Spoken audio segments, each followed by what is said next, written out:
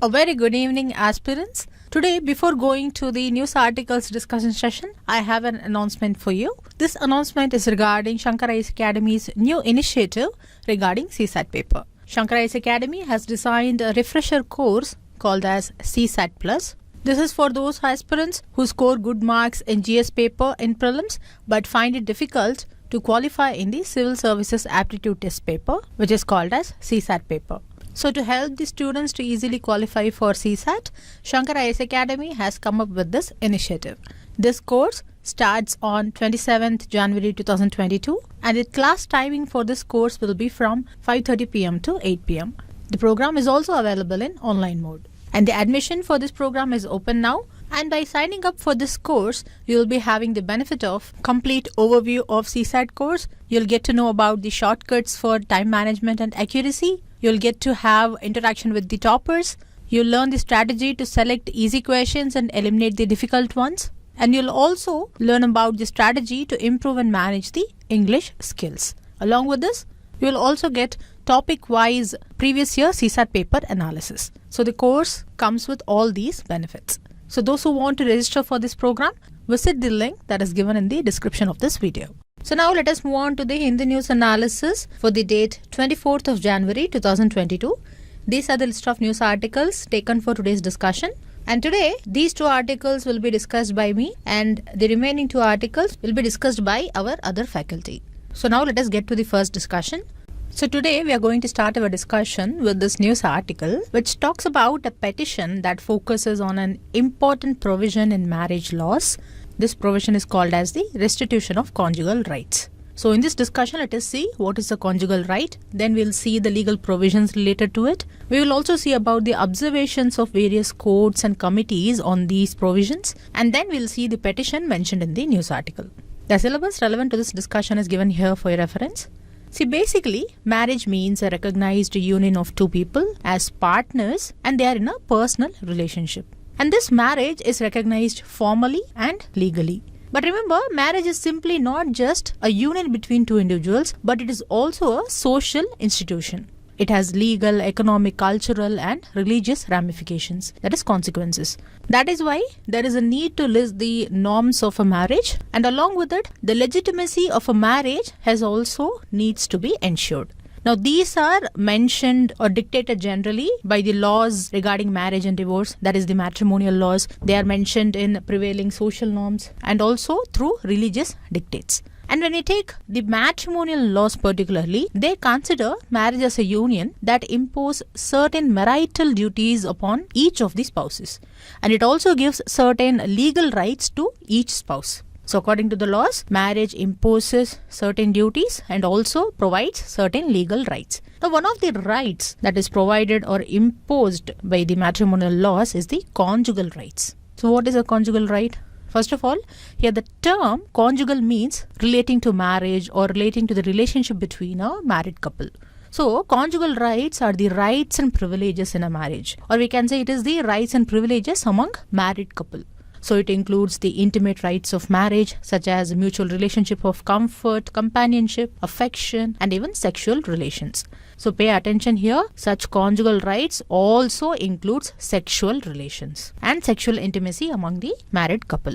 So this is what is generally assumed. Now according to courts in India, for having conjugal rights, two ingredients are actually necessary. The first key ingredient is cohabitation. That is, the married couples should live together for ensuring comfort consortium. That is the companionship. And the second one is the sexual intercourse. That is, the married couples have to consummate the marriage. So this is the basics that you need to know about conjugal rights. Now, having conjugal right is not wrong. But the problem lies in the matter that it is legally enforceable under matrimonial laws in our country. That is, the conjugal right is legally enforceable under legislations. And this legal enforceability is what is called as the restitution of conjugal right. So let us understand what this term actually means. See here, restitution means return or restoration. So this provision regarding restitution of conjugal right prescribes the restoration of conjugal rights through a decree by a court of law. Now here the restoration of something is needed when a particular thing is compromised. So in this case, the restoration of conjugal right is needed maybe because one of the two ingredients of the conjugal rights is compromised or both the ingredients are compromised. That is, either the spouses are not cohabiting or they are not having any sexual relations, or both. That is, they are not cohabiting and having sexual relations. So here both the ingredients are compromised. Now the action of not cohabiting and denying sexual relation is referred as withdrawing from the society of the other in the matrimonial laws. Not only this, the withdrawing from society would also mean that the spouse is not doing the actions that are necessary for fulfilling marital obligations. So when this happens without any valid reason, that is, when one spouse leaves the house or when one spouse refuses for sexual relations without any valid reason, then the other spouse can approach the court and ask for restitution of conjugal rights. That is, for restoration of conjugal rights. So here you should note the term without any valid reason. When they withdraw from the society without any valid reason, then the provisions regarding restitution of conjugal rights will be applicable. And here the spouse who will be filing this petition will be the aggrieved spouse. So after hearing the case, the court can order the husband or the wife to join back with his or her family.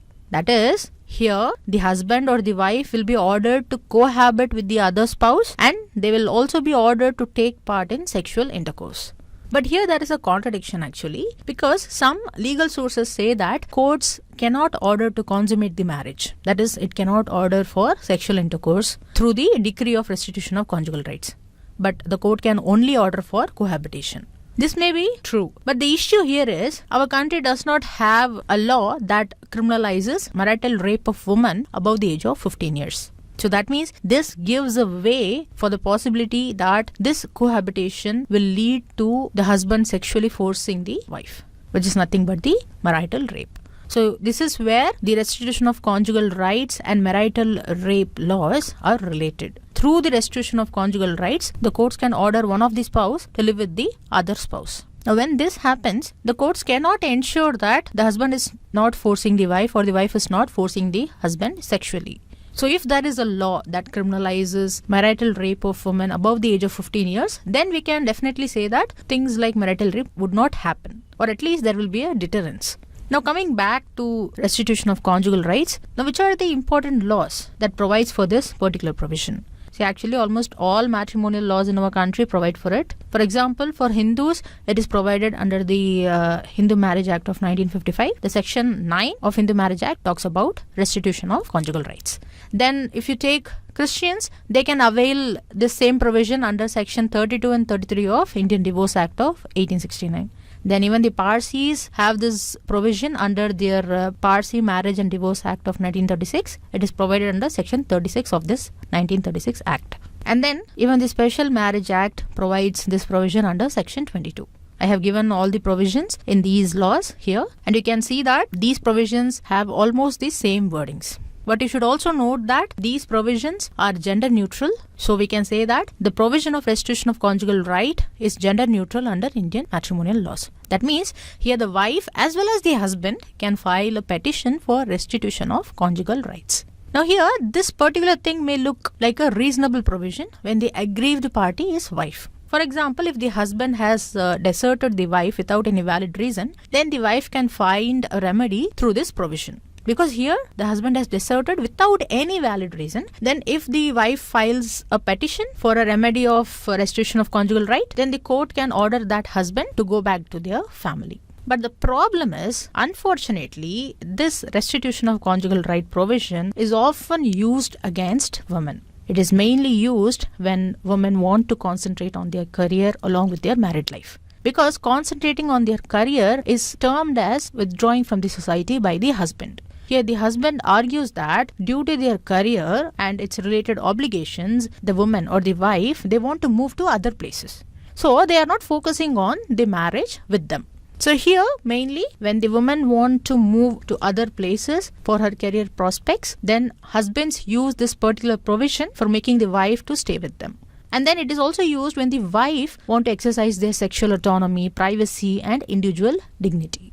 So in all these instances, this provision is used against women, and unfortunately, this argument is even accepted as a valid one even by the courts. And that is why this particular provision of restitution of conjugal rights places a disproportionate burden on women. And this mainly happens because of the patriarchal notion of marriage. See, here you should remember that this provision of restitution of conjugal right has its roots in feudal England. That is, it was present in England under their English law. At that time, in England, marriage was considered as a property deal and wife was considered as a part of a man's possession like other properties. So they had this restitution of conjugal rights, saying that the wife has to obey the husband and has to stay with him. And when India was under the British rule, this provision was brought to India also, and later it was instituted in the Hindu Marriage Act. So we can say that it was not opposed at that time in India, even because the courts even followed patriarchy when it came to marriage. Now I'm saying this statement mainly because of some of the statements made by courts in this regard. For example, in the past, courts have held that women should be like Sita and they should follow their husbands everywhere. And sometimes even courts have said that a woman's focus on their careers is a neglect of their household responsibilities. And they have also said that a wife's first duty to her husband is to submit herself obediently to his authority and to remain under his roof and protection. So you can see the patriarchy in these lines, and you can see the status of those courts which said these statements. But we should not also forget that there are also some courts which have agreed that restitution of conjugal right has no validity in the modern life after Indian independence. So these courts have also agreed that now women are as educated as men and they are contributing to their family income. So they have equal rights like a man. And therefore, they have suggested for the abolition of the provisions relating to restitution of conjugal rights in the matrimonial laws. So there are also courts which said these humiliating statements about women, and there are also courts that have asked for abolition of this provision. Actually, this was even agreed by a high-level committee on status of women. This committee was under the Ministry of Women and Child Development, and in 2015, this committee submitted its report and it suggested for abolition of the restitution of conjugal rights provision.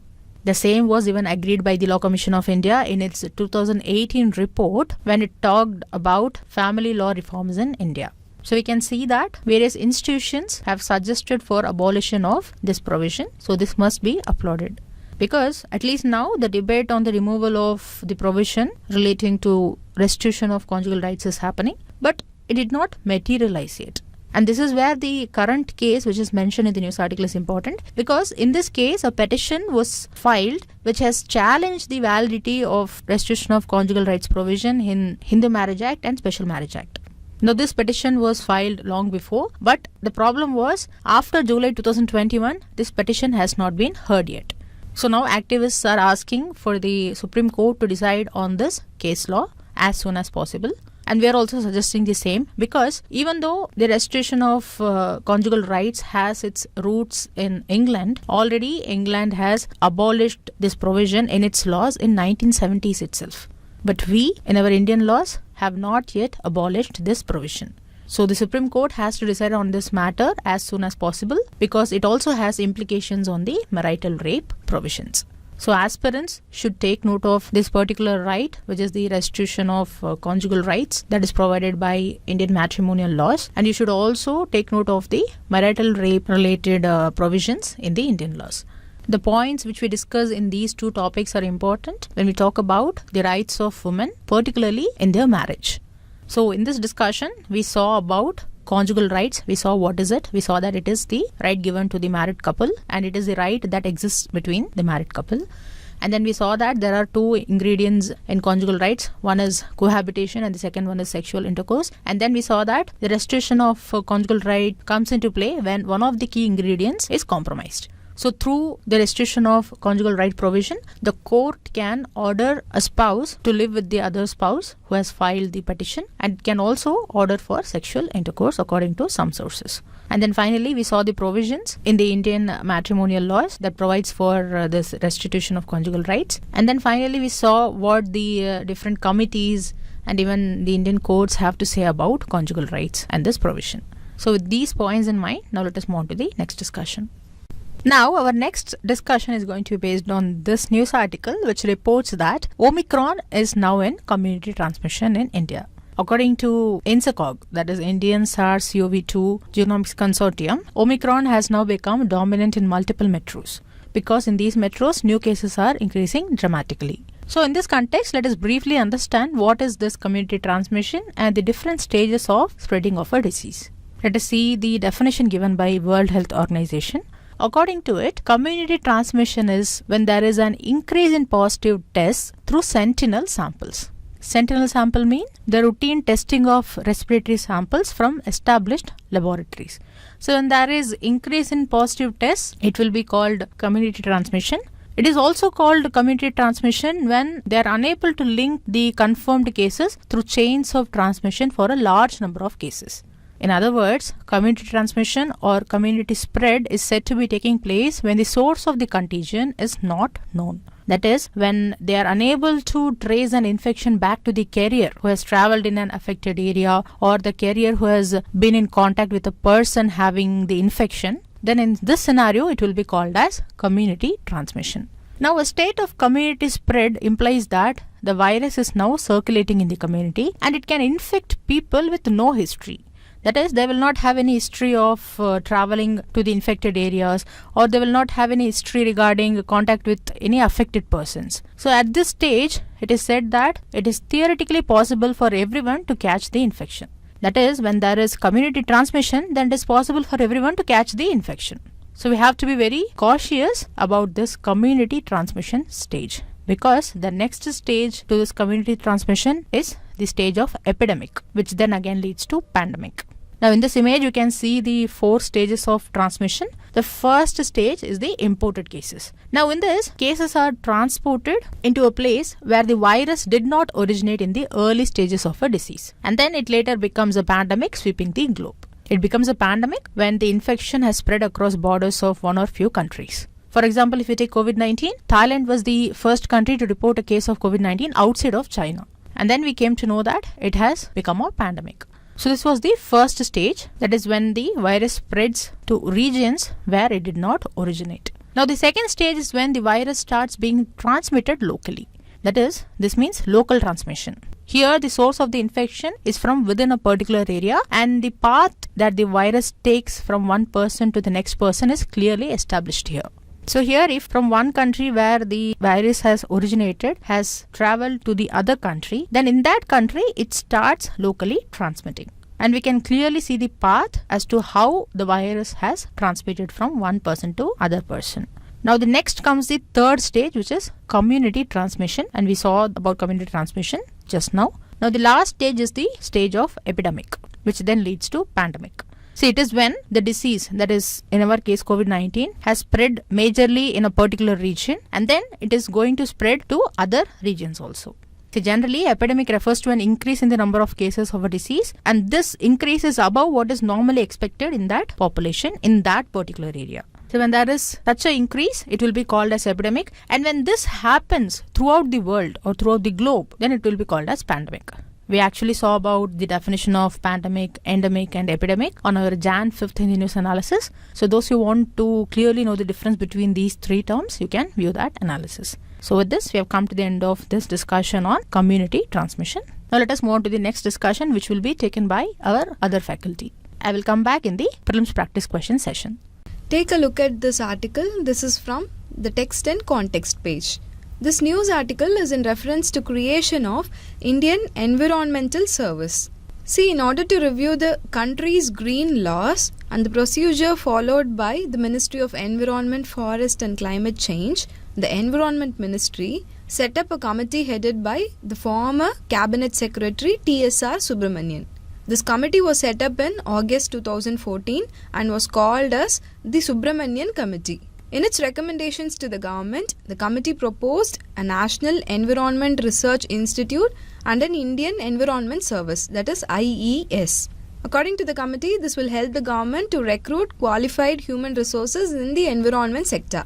But a parliamentary standing committee rejected this report on the grounds that it diluted key aspects of environmental legislation. So this is the crux of the news article given here. In this context, we'll see in detail about what is this TSR Subramanian Committee report on environment, its recommendations, and some of the important points mentioned in the article. Before starting our discussion, the syllabus relevant to this article is highlighted here for your reference. Kindly go through it. Now you might get a doubt. How did the IES topic, that is the Indian Environment Service, become so prominent?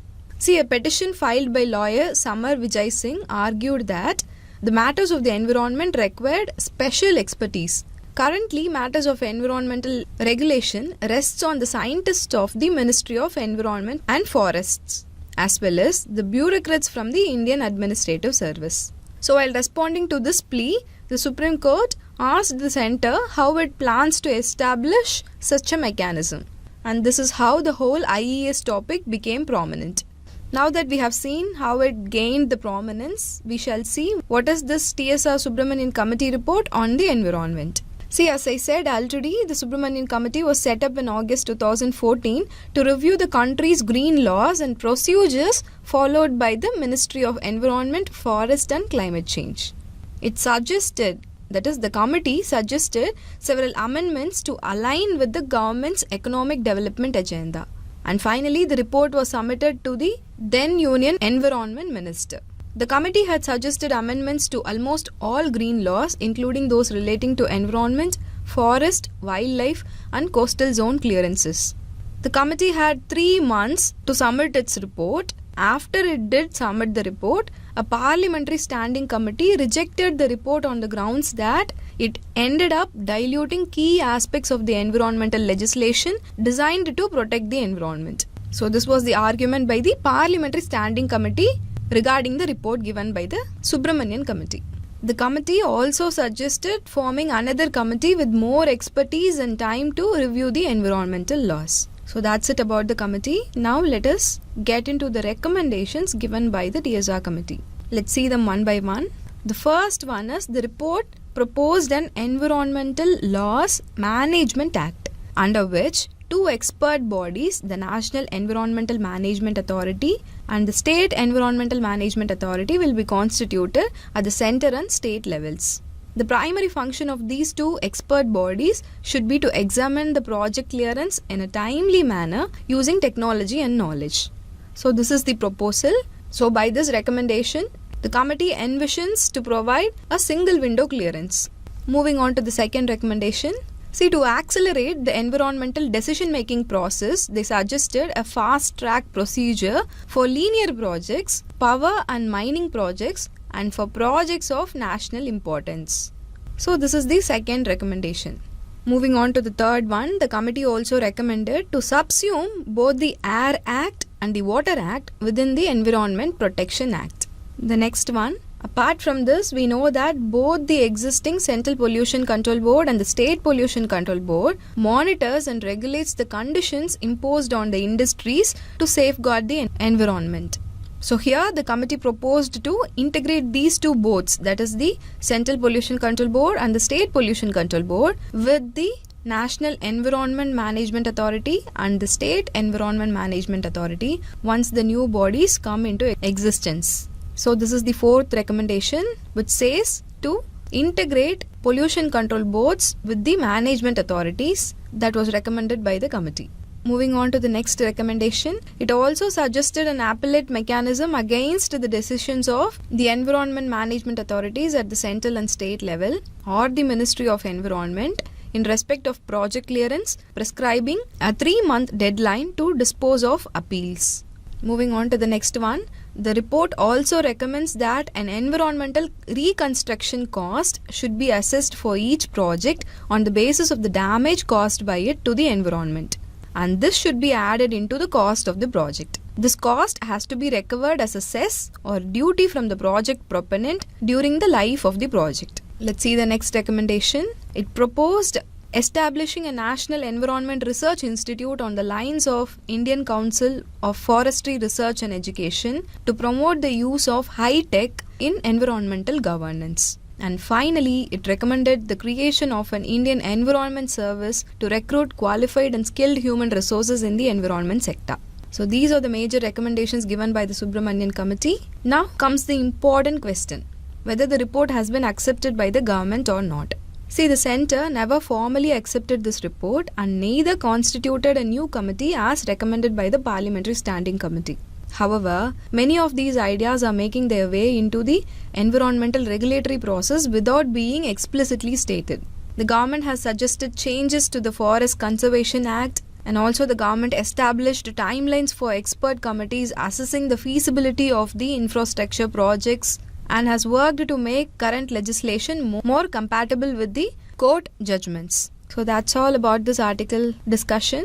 See, as far as prelims is concerned, you have to remember that Subramanian Committee is related to environment. And as far as mains is concerned, you can mention these recommendations in the environment related policy measures as a way forward to enrich your answer. So with this we have come to the end. Let's have a quick recap. What all we saw? We saw what is this TSR Subramanian Committee. We saw that it was set up in August 2014. It was set up to review the country's green laws and procedures followed by the Ministry of Environment, Forest and Climate Change. And after that we saw some of the recommendations, which are a proposal for Environmental Laws Management Act, under which two expert bodies should be established, which are the National Environment Management Authority and the State Environmental Management Authority. And the second recommendation is to have a fast-track procedure for linear projects, power mining projects and for projects of national importance. The third recommendation is to subsume both the Air Act and the Water Act within the Environment Protection Act. Fourth recommendation is to integrate the two pollution control boards, that is the central and the state pollution control boards, with the state and central environment management authority. The fifth recommendation is to have an appellate mechanism against the decisions of environment management authorities or the environment ministry. The sixth recommendation is that to have an environmental reconstruction cost assessed on the basis of damage caused by it to the environment. The seventh recommendation is that to establish a National Environment Research Institute to promote the use of high technology in environmental governance. And finally, it recommended the creation of an Indian Environment Service. So with these key takeaway points, let's move on to the next article discussion. See this news article here, it talks about a hologram of Netaji Subhash Chandra Bose. It was unveiled by Prime Minister Narendra Modi at the India Gate in New Delhi. See, it was unveiled yesterday, that is on 23rd January, to celebrate the 125th birth anniversary of Netaji, who is a great freedom fighter. See, in this context, let us discuss in brief about the Parakram Divas, but our main discussion today will be on Netaji Subhash Chandra Bose, which will be relevant to prelims preparation. Now let us start our discussion. The hologram of Netaji was unveiled on Parakram Divas or the Courage Day. So what is so special about this Parakram Divas? See, in order to honor and remember Netaji's spirit and selfless service to the nation, his birthday, that is the 23rd January, is marked as the Parakram Divas. This was announced by the Prime Minister Narendra Modi in the year 2021 to inspire the people of India, especially the youth, and to infuse in them a spirit of patriotic fervor. Now, let us discuss some important facts about Netaji which will be useful for your prelims. Subhash Chandra Bose, affectionately called as Netaji, was one of the most prominent leaders of Indian freedom struggle. He was born on January 23, 1897 in Orissa. He was strongly influenced by Swami Vivekananda's teachings and was known for his patriotic zeal as a student. See, he went to England to compete for the Indian Civil Services and he came out 4th in the merit order of the ICS exam held on 1920. However, having deeply disturbed by the Jallianwala Bagh massacre, he left his civil services apprenticeship midway and returned to India in 1921. After returning to India, under the influence of Mahatma Gandhi, he joined the Indian National Congress. He started working under Deshbandhu Chittaranjan Das, whom he later acknowledged as his political guru. Then in 1928, when Motilal Nehru Committee declared in favor of the Dominion status, Subhash Chandra Bose along with Jawaharlal Nehru opposed it. We all know why. because both Subhash Chandra Bose and Jawaharlal Nehru asserted that they would be satisfied with nothing short of complete independence for India. Note that he was jailed during civil disobedience movement in 1930. He was released in 1931 after Gandhi-Irwin Pact was signed. We all know that a major provision of Gandhi-Irwin Pact was to release the political prisoners, right? And after that, he protested against the Gandhi-Irwin Pact and opposed the suspension of civil disobedience movement, especially when Bhagat Singh and his associates were hanged. He was soon arrested again under the infamous Bengal regulation. And after his release this time, he was banished from India to Europe. Defying the ban on his entry to India, he returned to India and was again arrested and jailed for a year. Now he was released after the general elections of 1937. Then he was elected as the president of Haripura Congress session in 1938. During his term as Congress president, he set up a national planning committee. This is an important thing. When he was the president of the Congress, he set up the National Planning Committee. This happened in the Haripura Congress session of 1938. And in the next presidential election to Tripura Congress session, he was re-elected, defeating Mr. Pattabi Sitaramaiah, who has been backed by Mahatma Gandhi and the Congress Working Committee. These are some important facts that you should know. Moving on. See, during World War II, he brought a resolution to revolt against the British if they failed to hand over India to the Indians. As there was much opposition to this, he resigned from the presidential post. That is, from the Congress presidential post. And he formed a progressive group known as Forward Bloc. He was put under house arrest in Calcutta in the fear that he would start a mass movement. But he disappeared and reached Germany via Afghanistan. He sought cooperation of Germany and Japan against British Empire. He used his Radio Berlin to connect with the Indians. And in 1943, at Singapore, he took over the reins of the Indian independence movement in East Asia from the Rash Behari Bose. He then organized the Azad Hind Fauj, called as the Indian National Army, comprising mainly of the Indian prisoners of war. He was hailed as Netaji by the army as well as by the Indian civilian population in East Asia. See, Azad Hind Fauj proceeded towards Indian liberation from the British rule. See, the Indian National Army, it crossed the Burma border and stood on the Indian soil on March 18, 1944. However, the defeat of Japan and Germany in the Second World War forced the Indian National Army to retreat and it could not achieve its objective. Finally, Subhash Chandra Bose was reportedly killed in an air crash over Taiwan on August 18, 1945. Though it is widely believed that he was still alive after the air crash, not much information could be found about him after this. So that's all about this article. Let's have a quick recap.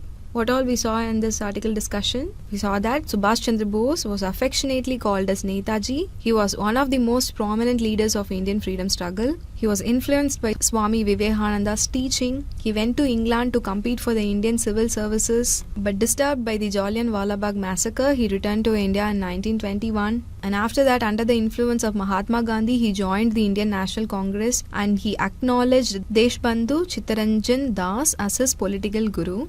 He envisioned complete independence for India. He protested against the Gandhi-Irwin Pact and opposed the suspension of civil disobedience movement. And after that, we saw that he was elected as the president of Haripura Congress session in 1938 and Tripura Congress session, defeating Dr. Pattabi Sitaramaiah. And he formed a progressive group known as Forward Bloc. And we also saw that he sought cooperation of Germany and Japan against the British Empire. He used his Radio Berlin to connect with the Indians. He took over the reins of Indian independence movement in the East Asia from the Rash Behari Bose. The most important thing is he organized the Azad Hind Fauj, called as the Indian National Army.